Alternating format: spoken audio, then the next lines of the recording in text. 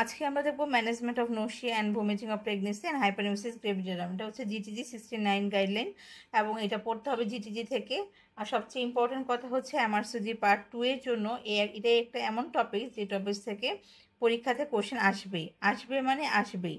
ঠিক আছে, তাহলে পার্ট 2 এর ক্ষেত্রে এই টপিকসটা হচ্ছে 100% যে এটা থেকে কোশ্চেন আসবে। যখন আমি জানি যে এটা 100% যে এটা থেকে কোশ্চেন আসবে, তাহলে বুঝতেই পারছেন যেটা আমাদেরকে কীভাবে পড়তে হবে। এটা এমনভাবে পড়তে হবে যাতে কোনোভাবেই কোশ্চেনটা আমার মিস না যায়। ঠিক আছে, আনকমন কোশ্চেন থেকে পরীক্ষাতে কিন্তু মার্ক চলে যেতে পারে, কিন্তু কমন টপিক যেটা আমি জানি যে এটা থেকে পরীক্ষাতে কোশ্চেন আসবে, সো এই ধরনের টপিকসগুলো কোনোভাবেই মিস করা যাবে না। এটা এমন একটা টপিক যেখান থেকে 1 থেকে 2টা কোশ্চেন পরীক্ষাতে আসবেই। পরীক্ষার কোশ্চেনগুলো থাকবে কি সিঙ্গেল বেসড কোশ্চেন। ইএমকিউ চাইলে তারা দিতে পারে, তবে সিঙ্গেল বেসড কোশ্চেনই ম্যাক্সিমাম সময় আসে। সো এটা মাস্ট টু নো টপিকস পরীক্ষাতে আসবেই। ঠিক আছে, তাহলে এখান থেকে আমাদেরকে পড়াটা কিভাবে শুরু করতে হবে সেটা হচ্ছে কথা। আর এখানে আমি দেখাবো যে এমআরসিওজি পার্ট 1-এ কোন জায়গা থেকে কোশ্চেন আসে এবং এমআরসিওজি পার্ট 2 থেকে কোন জায়গা থেকে কোশ্চেন আসে সেটা দেখাবো, এবং এমআরসিওজি পার্ট 2-তে কোশ্চেন আসবেই এই জায়গা থেকে। ঠিক আছে, তো কোনোভাবেই এটা মিস করা যাবে না। এখন আসেন যে ফার্স্টেই আমরা কী পড়বো। ফার্স্টে হচ্ছে নৌশিয়া ভমিটিংয়ের ক্ষেত্রে আমরা যে জিনিসটা পড়বো সেটাই হচ্ছে ইনসিডেন্স। ইনসিডেন্স এখানে দেখেন 0.3 থেকে 3.6%, একটা হচ্ছে 90%। তাহলে হচ্ছে নৌশিয়া ভমিটিং প্রেগনেন্সি 0.3 থেকে 3.6% প্রেগনেন্ট ওমেনকে এফেক্ট করে, একটা হচ্ছে up to 90% of pregnant women হচ্ছে কে এফেক্ট করে, and is one of the most common indication for hospital admission among pregnant women with typical stage of between 3 to 4 days। তাহলে এই দুইটা percentage আমরা জানতে হবে। একটা হচ্ছে 0.3 থেকে 3.6% ইনসিডেন্স, আর একটা হচ্ছে 90% প্রেগনেন্ট ওমেনকে হচ্ছে অ্যাফেক্ট করবে। ঠিক আছে, তাহলে প্রথমেই আমরা ইনসিডেন্সটা জেনে নিলাম, যেহেতু পরীক্ষাতে পার্সেন্টেজ আসে সো এটা আমাকে জানতেই হবে। তারপরে আসেন এরপর আমরা যে জিনিসটা পড়বো সেটা হচ্ছে যে জায়গা থেকে কোশ্চেনগুলো আসে সেটাকে আমরা ফার্স্ট প্রায়োরিটি দিয়ে পড়বো। ঠিক আছে, তাহলে আমরা চলে যাই ওই জায়গায়। সো এটা আমি সরাসরি গাইডলাইন থেকে দেখাবো যে আমরা কোন জায়গাটা হচ্ছে পরীক্ষার জন্য পড়বো। তো আমরা ইনসিডেন্স দেখলাম। ঠিক আছে, এবার আসেন যে জিনিসটা জানতে হবে সেটা হলো আমাদের স্কোরিং সিস্টেম। নৌশিয়া অ্যান্ড ভমিটিং বা হাইপারএমসিস গ্রেভিডিয়ামের জন্য আমাদের স্কোরিং সিস্টেম কী আছে। স্কোরিং সিস্টেম দুইটা আছে, একটা হচ্ছে PUQE pregnancy unique quantification of MSS index, আরেকটা হচ্ছে হেল্প হাইপারএমসিস লেভেল প্রেডিকশন স্কোর। এই দুইটা হচ্ছে আমাদের স্কোরিং সিস্টেম। সো এই দুইটা আমাদের জানতে হবে। তাহলে ফার্স্টে কী বললাম, ইনসিডেন্স বললাম, তারপর হচ্ছে স্কোরিং সিস্টেম দুই ধরনের আছে, একটা হচ্ছে PUQE আর একটা হচ্ছে হেল্প। এখানে আসেন পরীক্ষাতে কোন জায়গা থেকে কোশ্চেন আসে সেটা বলি। এই যে দেখেন এখানে পরীক্ষাতে এই জায়গা থেকে কোশ্চেন আসে। এটা একদম যত ওল্ড রিকল আছে সব জায়গায় পরীক্ষাতে কোশ্চেন এসেছে এই চার্টগুলো থেকে। ঠিক আছে, এই চার্টগুলো থেকে, এই জায়গাগুলো থেকে।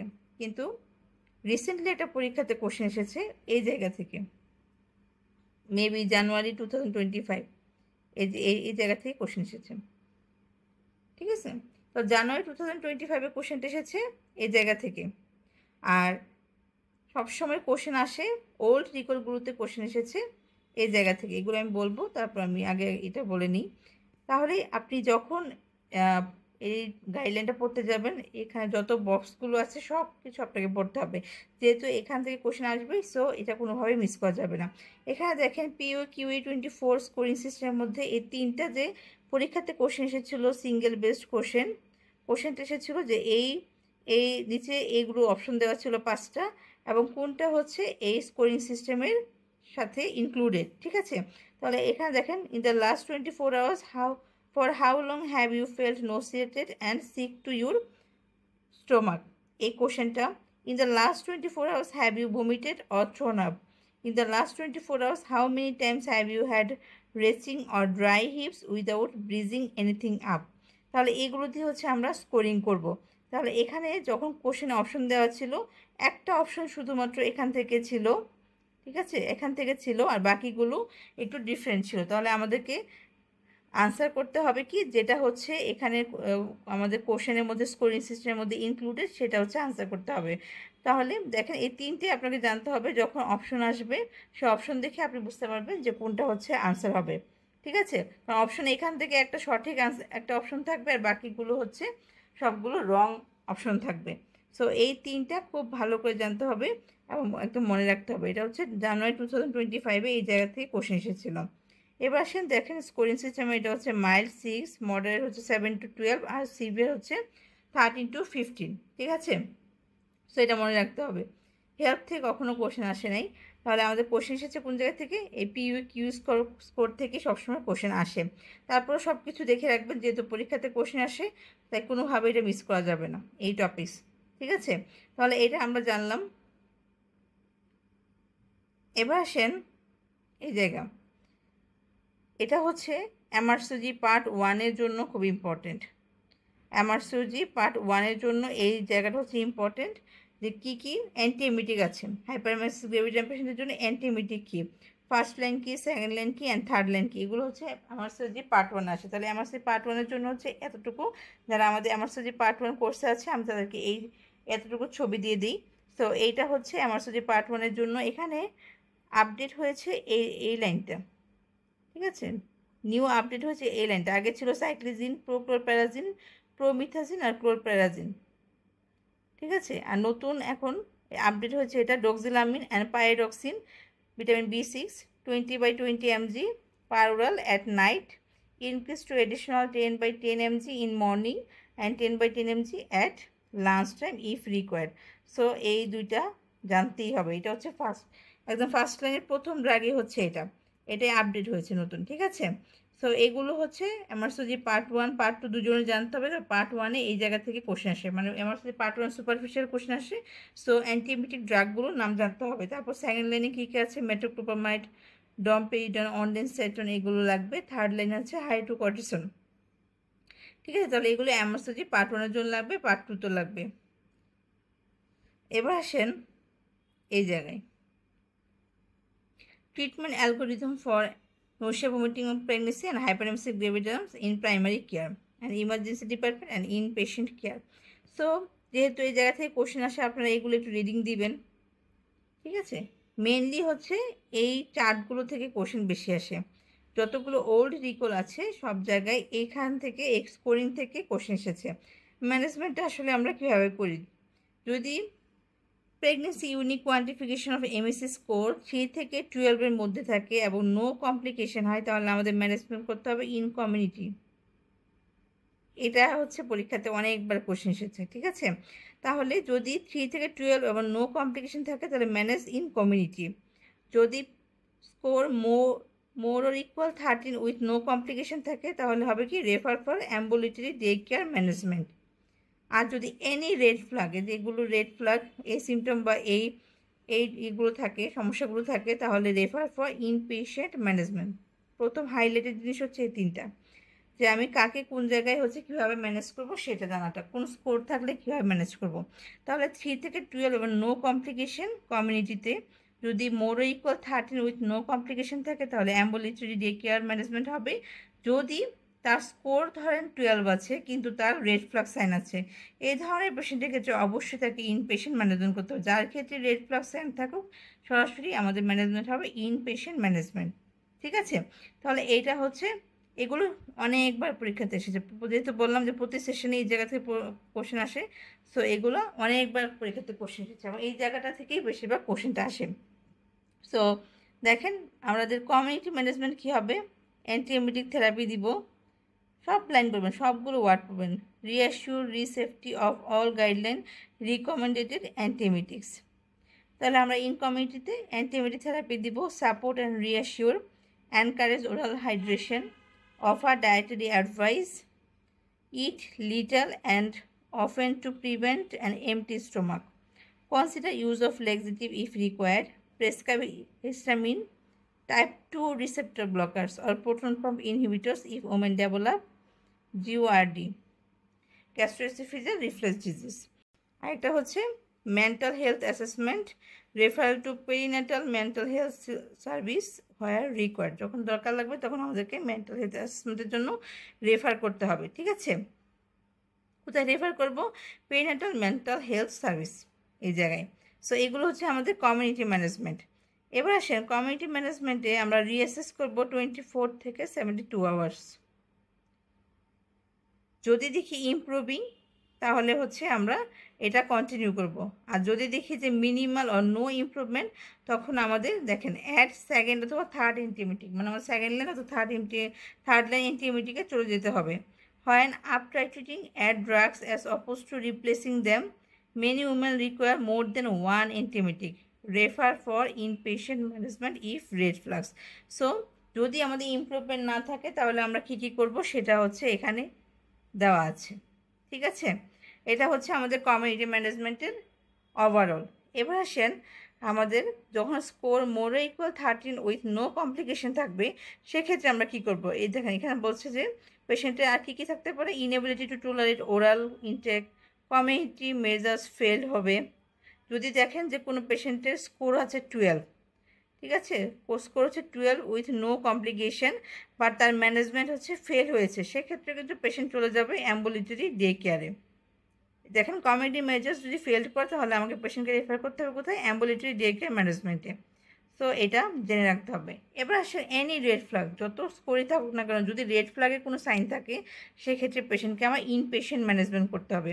তাহলে any POQ score plus complication, inability to tolerate oral intake, unresponsive to outpatient management, clinical dehydration, দেখেন ইম্পর্টেন্ট ক্লিনিক্যাল ডিহাইড্রেশন। তাহলে সিনারিওতে যদি দেওয়া হয় যে পেশেন্টের ডিহাইড্রেশন আছে, এই পেশেন্ট কিন্তু আমাদের ইনপেশেন্ট ম্যানেজমেন্ট করতে হবে। Weight loss more than 5% body weight, confirmed or suspected comorbidity কী কী? UTI আর ডায়াবেটিস মেলাইটাস, এগুলো থাকলে পেশেন্টকে ইনপেশেন্ট ম্যানেজমেন্ট করতে হবে। Comorbidity and unable to take medication, কী কী আছে? Epilepsy, HIV, hypoadrenalism, psychiatric disorder, এই ধরনের পেশেন্টকে আমাদের ইনপেশেন্ট ম্যানেজমেন্ট করতে হবে। কনসার্নস রিগার্ডিং মেন্টাল হেলথ, ঠিক আছে। তাহলে এই চারটার প্রত্যেকটা লাইন পড়তে হবে, প্রতিটা লাইন পড়তে হবে, ঠিক আছে। সবসময় কিন্তু এই জায়গা থেকে কোশ্চেন আসে এবং নিউ কোশ্চেন এসেছিলো এই বক্সটা থেকে। সো কোনোভাবেই হচ্ছে এগুলো মিস করা যাবে না, সবগুলো পড়তে হবে। এবার আসেন এই জায়গায়, এগুলো একবার করে রিডিং দিবে। ইনিশিয়াল অ্যাসেসমেন্টে কী কী করতে হবে, ডায়াগনোসিস, সিভিয়ার অ্যাসেসমেন্টে, এগুলো জাস্ট একবার রিডিং দিবেন। দেখেন এখানেও আছে আবার এটা। আর কোশ্চেন আসে কোন জায়গা থেকে? এই জায়গা থেকে। তাহলে এটা আমরা পড়লাম, এই যে কমিউনিটি ম্যানেজমেন্টে আমরা কী কী করলাম, এখানে আবার এটা দেওয়া আছে, অ্যাম্বুলেটরি দেওয়া আছে, এখন রেড ফ্ল্যাগ কী কী এটা দেওয়া আছে, এখন সবগুলো একসাথে দিয়ে দিয়েছে। দেখেন এই যে অ্যান্টিএমরিক থেরাপি কী কী আছে, এগুলো একসাথে আছে। এবং আদার কনসিডারেশন আমরা কী কী করতে পারি, যে ফার্স্টে ইনিশিয়ালি ফার্স্ট লাইন ট্রিটমেন্ট দিব, তারপর কম্বিনেশন দিব, তারপর হচ্ছে when after treating add drugs as oppose to replacing them. তো এগুলো আমরা আগেই পড়েছি। For all patients consider histamine type 2 receptor blockers or proton pump inhibitors if women develop GORD, আর হচ্ছে thiamine supplementation in those with severely reduce dietary intake, laxatives and VT assessment. তাহলে VT অ্যাসেসমেন্টও আমাদের করতে হবে, ঠিক আছে। তাহলে এখানে আরেকটা দেখেন পোস্টপার্টাম কেয়ার কী হবে, planning for future pregnancy and sign posting. Patients with severe hyperemesis gravidarum আর risk of post traumatic stress disorder. In future pregnancy, early use of lifestyle modification should be used. Preemptive use of doxylamine, pyridoxine can be used to reduce severity of disease in subsequent pregnancy. So দেখেন এখানে হচ্ছে postpartum care, planning for future pregnancy and sign posting কী কী হবে এইগুলো এখানে দেওয়া আছে, এগুলো একটু পড়বেন। দেখেন এখানে আরেকটা চার্ট দেওয়া আছে, same chart. Initial assessment, management কী হবে, এই যে দেখেন এখানে আমরা এগুলো দেখলাম। এখন অ্যাম্বুলেটরি কেয়ার ম্যানেজমেন্টে আমরা আসলে কী করি, দেখেন এখানে এই চার্টে এই জায়গায় এইখানে দেওয়া আছে। অ্যাম্বুলেটরি কেয়ার ম্যানেজমেন্ট আমরা কি ফার্স্টে সেন্ড টু অ্যাম্বুলেটরি ইউনিট, ফার্স্টে হচ্ছে send to ambulatory unit if available or treat in emergency department, insert Venflon and send relevant blood test, prescribe antiemetics IM or IV, prescribe IV fluids, এটা খুব important line. এখানে আমাদের IV fluids দিতে হবে 0.9% saline and 20 millimole potassium chloride over 1 to 2 hours, and thiamine supplementation করতে হবে, thiamine 100 milligram TDS per orally, and Pabrinex 1+2 vial of each IV।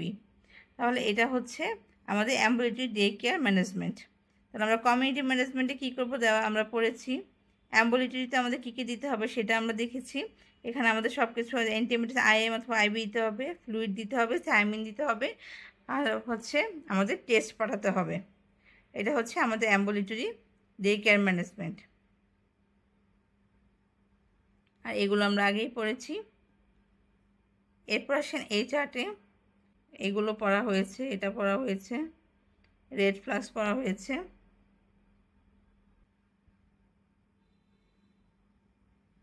এই যে দেখেন এখানে admission criteria and management, admit if any of the following, এই যে red flux সাইনগুলো এখানে আবার দেওয়া আছে। ইনপেশেন্ট, এখানে আসেন ইনপেশেন্ট ম্যানেজমেন্টে আমরা কী করি। ইনপেশেন্ট ম্যানেজমেন্টের পেশেন্টকে অ্যান্টিবায়োটিক্স IM আর IV দিব, IV ফ্লুইডস দিতে হবে 0.9% saline with potassium chloride guided by daily monitoring of electrolytes, এটা ইম্পর্টেন্ট। থায়ামিন দিতে হবে, ব্যানাস প্রোফাইলিক্সিস দিতে হবে, histamine type 2 receptor blocker proton pump inhibitor দিতে হবে যদি GORD থাকে, মেন্টাল হেলথ অ্যাসেসমেন্ট এটা দেখতে হবে। যদি পেশেন্টের মেন্টাল হেলথ অ্যাসেসমেন্টের মধ্যে কোনো রকম সমস্যা থাকে তাহলে রেফার করতে হবে পেশেন্টকে। Schedule ultrasound scan to confirm viability, gestation age and assess for trophoblastic disease or multiple pregnancy. Enquire regarding constipation and prescribe laxatives if required. Consider anternal or parenteral nutrition in cases where all other medical therapies have failed to sufficiently manage symptoms. So এটা হচ্ছে আমাদের inpatient management. এখানে অনেকগুলো box আছে, এক একটা বক্সের মধ্যে এক একটা করে ইনক্লুড করা আছে। যেমন দেখেন প্রথম বক্সের মধ্যে কমিউনিটি নিয়ে ডিটেলস বলা আছে, দ্বিতীয় বক্সের মধ্যে এখানে সব কিছু একসাথে করা আছে, এবং তৃতীয় বক্সের মধ্যে অ্যাম্বুলেটরি ডে কেয়ার আমরা কী ম্যানেজমেন্ট করবো সেটা বলা আছে। এখানে আবার সব কিছু একসাথে দেওয়া আছে। এখানে দেখেন এই বক্সের মধ্যে আমাদের ইনপেশেন্ট ম্যানেজমেন্টে আমরা কী কী ম্যানেজ করব সেগুলো দেওয়া আছে, ঠিক আছে। তাহলে এই যে এখানে আমাদের অ্যান্টিবায়োটিক থেরাপি আমরা পড়েছি। এখানে অন ডিসচার্জে আমরা কী করি, after antibiotic therapy encourage oral hydration, offer dietary advice and provide contact number for early pregnancy unit। তাহলে এটা হচ্ছে অন ডিসচার্জের সময় আমরা এইগুলো করতে হবে, ঠিক আছে। সো এইগুলো হচ্ছে আমাদের মেনলি পরীক্ষার প্রশ্ন আসবে এই জায়গাগুলো থেকে, মেনলি পরীক্ষার প্রশ্ন আসে এই বক্সগুলো থেকে।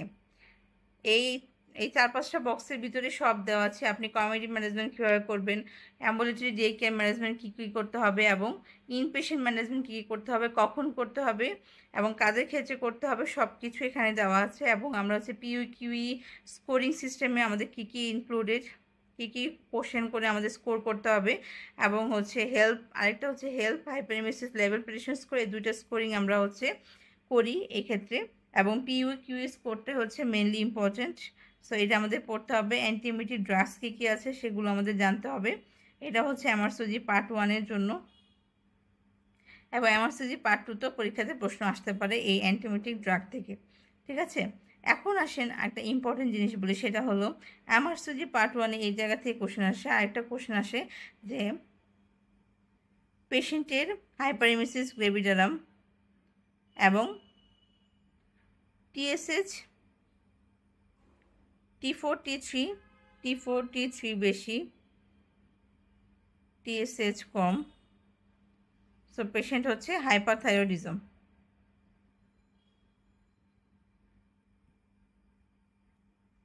এই পেশেন্টের ম্যানেজমেন্ট কী হবে, এটা হচ্ছে এমআরসিজি পার্ট 1-এর কোশ্চেন। তো যে কোনো পেশেন্টের ক্ষেত্রে যদি হাইপারএমেসিস গ্রেভিডারাম থাকে তাহলে এটা নর্মালি প্রেগনেন্সির ক্ষেত্রে, কারো যদি হাইপারএমেসিস গ্রেভিডারাম থাকে তার এসসিজি বেশি হবে, এবং এসসিজি বেশির কারণে তার ট্রানজিয়েন্ট মানে টেম্পোরারি হাইপারথাইরয়েডিজম হয়,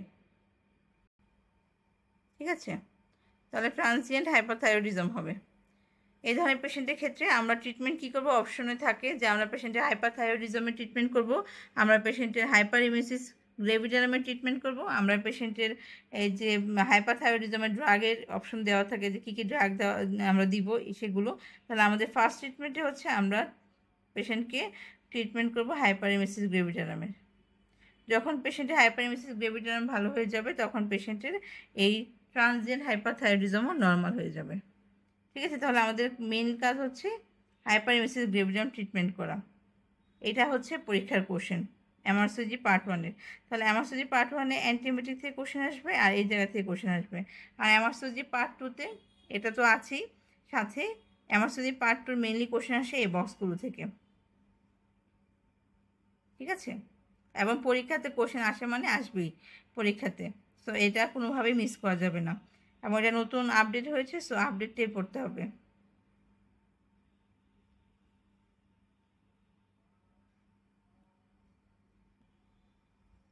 সো আমাদের এখানে হচ্ছে ইম্পর্টেন্ট যে যে জায়গা থেকে কোশ্চেন আসবে সেগুলো পড়া শেষ।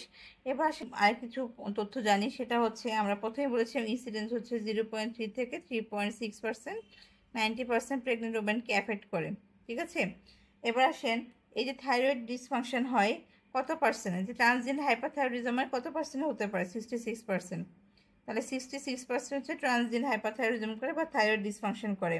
ঠিক আছে, আর লিভার ফাংশন টেস্ট অ্যাবনর্মাল হতে পারে হচ্ছে এক্ষেত্রে 40%। ঠিক আছে, লিভার ফাংশন টেস্ট অ্যাবনর্মালিটি পেতে পারে মানে 40% পেশেন্টের ক্ষেত্রে। এবং কোন টেস্টটা হচ্ছে অ্যাবনর্মাল হতে পারে, এএলটি, এটা জানতে হবে। ঠিক আছে, আরেকটা হচ্ছে এই যে পেশেন্টের থাইরয়েড ডিসফাংশন হচ্ছে বা ট্রানজিয়েন্ট হাইপারথাইরয়েডিজম হচ্ছে, এটা আপনি কীভাবে ডিফারেন্সিয়েট করবেন নর্মাল হাইপারথাইরয়েডিজম থেকে, অটোইমিউন হাইপারথাইরয়েডিজম থেকে। এখানে পেশেন্টের যেহেতু পেশেন্টের এসসিজি বাড়ার কারণে হচ্ছে তার ট্রানজিয়েন্ট হাইপারথাইরয়েডিজম হচ্ছে, সো এখানে পেশেন্টের কোনো থাইরয়েড অ্যান্টিবডি থাকবে না, অ্যাবসেন্ট থাকবে। থাইরয়েড অ্যান্টিবডি এক্ষেত্রে হাইপারএমিসিভ গ্রেভিডারাম পেশেন্টের ক্ষেত্রে থাইরয়েড অ্যান্টিবডি অ্যাবসেন্ট থাকবে। ঠিক আছে, তাহলে এই ইনফরমেশনটা জানতে হবে। এরপর আসেন ডেফিনেশন, নতুন ডেফিনেশন আমাদের এসেছে। আমরা আগে ডেফিনেশন হিসেবে 3টে ট্রায়াড কি জানতাম, যে 5% তার প্রি প্রেগনেন্সি ওয়েট লস হবে, তার 5% হচ্ছে প্রি প্রেগনেন্সি ওয়েট লস থাকবে। তারপরে হচ্ছে পেশেন্টের ডিহাইড্রেশন থাকবে। তারপর হচ্ছে পেশেন্টের ইলেকট্রোলাইট ইমব্যালেন্স হবে। ঠিক আছে, ইলেকট্রোলাইট ইমব্যালেন্স হবে, এটাকে আমরা বলতাম হাইপারেমেসিস গ্রেভিডারাম। আর তার আগে যে ওল্ড গাইডলাইন ছিল সেটাতে কিটোসিস ছিল, এখন কিটোসিসটা নাই, এটা আমরা মনে রাখবো না, এটা বাদ। ঠিক আছে, হাইপারেমেসিস গ্রেভিডারাম থেকে এখন নতুন যেই ডেফিনেশন আসছে সেই ডেফিনেশনের মধ্যে আমরা সেই ডেফিনেশনটা হচ্ছে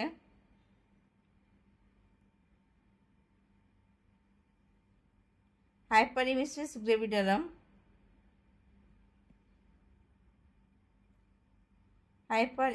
gravidarum can be diagnosed when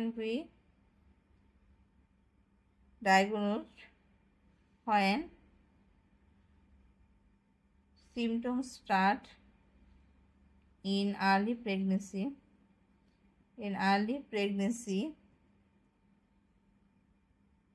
nausea and or vomiting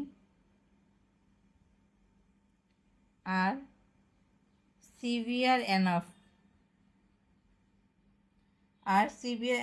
to cause an inability to eat and drink normally, and strongly limits daily activities of living. এটা হচ্ছে আমাদের নতুন definition. Hyperemesis gravidarum can be diagnosed when symptoms start in early pregnancy, nausea and or vomiting are severe enough to cause an inability to eat and drink normally and strongly limit daily activities of living. এটা হচ্ছে আমাদের definition. আর এই তিনটা হচ্ছে আমাদের triad, যে তিনটা বললাম, যে 5% প্রি প্রেগনেন্সি ওয়েট লস হবে, আমাদের ডিহাইড্রেশন থাকবে, ইলেকট্রোলাইট ইমব্যালেন্স হবে। ঠিক আছে, তো এইগুলো আমাদের জানতে হবে। তো আমরা ইনসিডেন্ট জানলাম, আমরা জানলাম হচ্ছে থাইরয়েড ডিসফাংশন কত পার্সেন্ট করবে, আমাদের লিভার ফাংশন টেস্টের অ্যাবনর্মালিটি কত পার্সেন্টের হবে, কোন টেস্টটা হচ্ছে আমাদের এখানে চেঞ্জ হতে পারে। আর আমাদের থাইরয়েড ডিসফাংশনের ক্ষেত্রে আমাদের নর্মাল হাইপারথাইরয়েডিজম এবং হচ্ছে আমাদের হাইপারএমিসিভ গ্রেভিডার্মের জন্য হাইপারথাইরয়েডিজমের পার্থক্যটা কি। তারপরে হচ্ছে আমরা এই বক্সগুলো তো পড়লামই যেগুলো পরীক্ষাতে আসে। এরপরে দেখেন পেশেন্টের এখানে আরেকটা জিনিস লাগবে, সেটা হচ্ছে হাইপারএমিসিভ গ্রেভিডারাম বা নৌশিয়া ভমিটিং পেশেন্টের পিক হয় কত উইক্সে, 9 উইক্সে, আর রিজলভ হয়ে যায় অ্যাট 20 উইক্সে। অ্যাট 20 উইক্সের দিকে প্রায় 90% রিজলভ হয়ে যায়। 90% ওমেনের ক্ষেত্রে হচ্ছে এটা রিজলভ হয়ে যায়। এই পার্সেন্টেজগুলো জানতে হবে। এরপর আসেন ফিউচার প্রেগনেন্সিতে রিকারেন্স হওয়ার চান্স হচ্ছে 50%।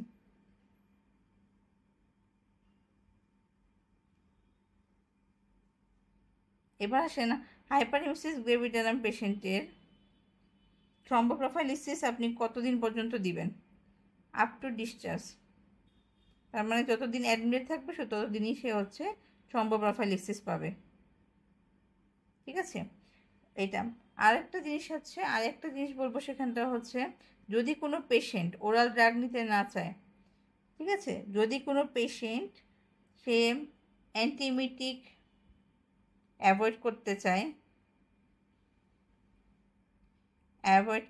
সেক্ষেত্রে পেশেন্টের আপনি কী দিতে পারবেন?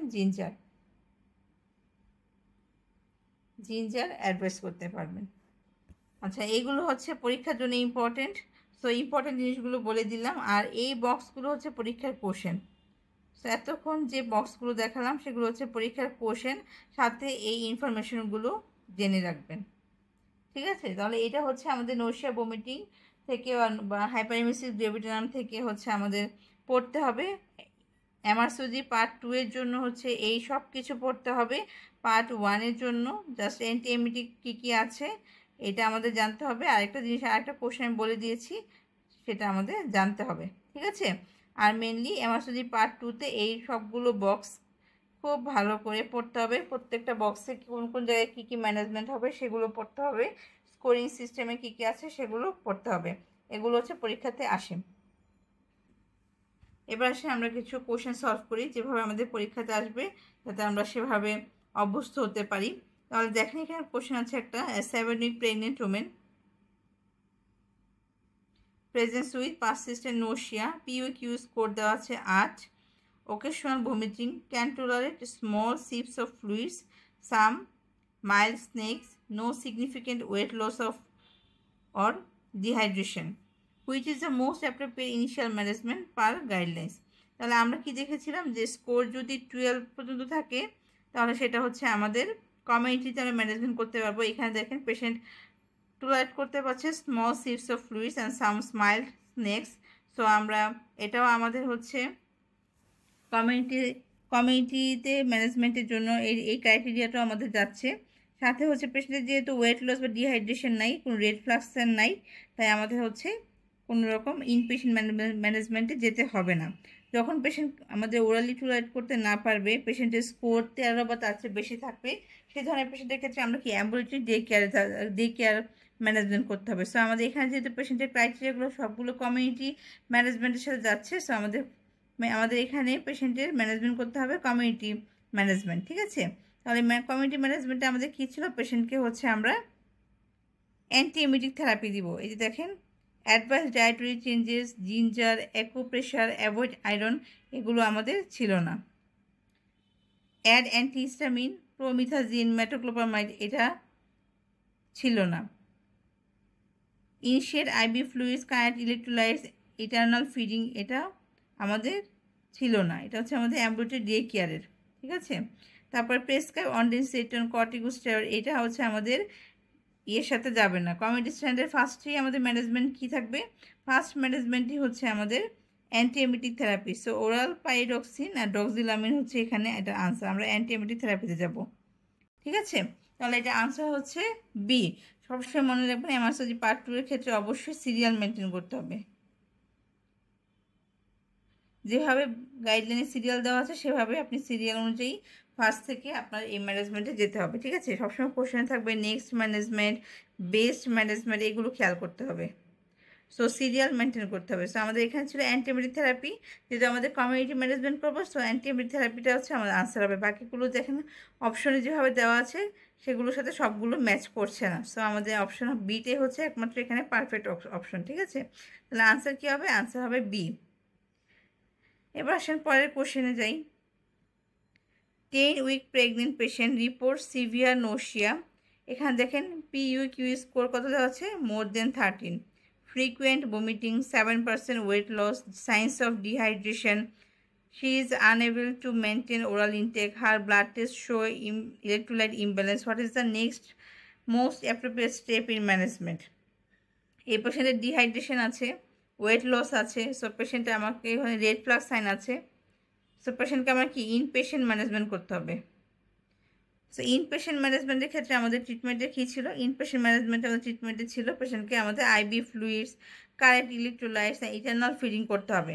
এটা আমাদের অ্যাম্বুলেটরি ডে কেয়ারে ছিল, আমাদের ইনপেশেন্ট ম্যানেজমেন্টের মধ্যে ছিল। বাকিগুলো কিন্তু আমাদের ইনপেশেন্ট ম্যানেজমেন্টের মধ্যে নেই। তাহলে আমাদের এখানে আনসার কী হবে? আনসার হবে ডি, ঠিক আছে? তাহলে আমাদের এই পেশেন্টের ম্যানেজমেন্ট কীভাবে হচ্ছে? ইনপেশেন্ট ম্যানেজমেন্ট হচ্ছে, যেহেতু রেড ফ্ল্যাগ সাইন আছে এবং ইনপেশেন্ট ম্যানেজমেন্টের মধ্যে এটা ইনক্লুডেড। সো আমাদেরকে এইটা অপশনে অ্যান্সার করতে হবে। এবং পেশেন্টের হাইপারএমিসিস গ্রেভিটানা বা নোশিয়া ভমিটিং পেশেন্টের ইলেকট্রোলাইট ইমব্যালেন্স আছে এখানে। আর আমাদের অ্যাসিড বেস ডিসঅর্ডার কী হয়? এটা একটা কোশ্চেন। অ্যাসিড বেস ডিসঅর্ডার কী হয়? মেটাবলিক অ্যালকালোসিস, মেটাবলিক অ্যালকালোসিস, এটা মনে রাখতে হবে। এরপরের পেশেন্টে আসেন, দেখেন এখানে আপনি যেভাবে কোশ্চেনগুলো দেওয়া আছে আপনাকে এখান থেকে বের করতে হবে পেশেন্টকে আপনি কোন ধরনের ম্যানেজমেন্ট করবেন। Inpatient ambulatory day care management নাকি হচ্ছে পেশেন্টের কমিউনিটি ম্যানেজমেন্ট করতে হবে। যেইটা যেভাবে ম্যানেজ করতে হবে সেটা কোশ্চেন থেকেই বুঝে নিতে হবে, তারপর অপশনে আসতে হবে। এবার আসেন এই কোশ্চেনটা দেখলে অনেক কিছুই কনফিউশন ক্লিয়ার হয়ে যাবে। দেখেন 14 weeks pregnant patient, PUQ score হচ্ছে 15, persistent vomiting, 6% weight loss, dehydration, electrolyte abnormalities। তাহলে অলরেডি এই পেশেন্ট হচ্ছে আমাদের রেড ফ্ল্যাগ সাইন আছে। সো পেশেন্ট কি ইনপেশেন্ট ম্যানেজমেন্ট করতে হবে। এখন পেশেন্টের অলরেডি IV ফ্লুইড দেওয়া হয়েছে, পেশেন্টের পাইরোক্সিন, ডক্সিলামাইন এবং মেটোক্লোপ্রামাইড মানে ফার্স্ট লাইন সেকেন্ড লাইন দেওয়া শেষ, তারপর পেশেন্টের ইমপ্রুভমেন্ট হয়নি, ঠিক আছে? তাহলে ইনপেশেন্ট ম্যানেজমেন্টে আমরা এগুলো দিয়েছিলাম পেশেন্টকে। এই পেশেন্ট ম্যানেজমেন্ট এখন পর্যন্ত পেশেন্টের ইমপ্রুভমেন্ট হয়নি। যেহেতু আমাদের ফার্স্ট লাইন ট্রাই করা শেষ এবং ফ্লুইডস দেওয়া হয়েছে, তাহলে পেশেন্টে আমরা এখন চলে যাব কি থার্ড লাইনে। এখন আমাদের যেতে হবে কোথায়? থার্ড লাইনে, ঠিক আছে? তাহলে থার্ড লাইনে আমরা কী কী আছে দেখেন, এইগুলো এটা না, এটা হবে না, এটা হবে না, এটা হবে না, এটা হবে না। থার্ড লাইনে আমরা কি দিই? কর্টিকোস্টেরয়েড দিই না? তাহলে prescribe ondansetron plus minus corticosteroid if more than 12 weeks plus multidisciplinary review. এটা হচ্ছে আমাদের আনসার। দেখেন তাহলে কোশ্চেনের ভেরিয়েশনগুলো কীরকম হয়।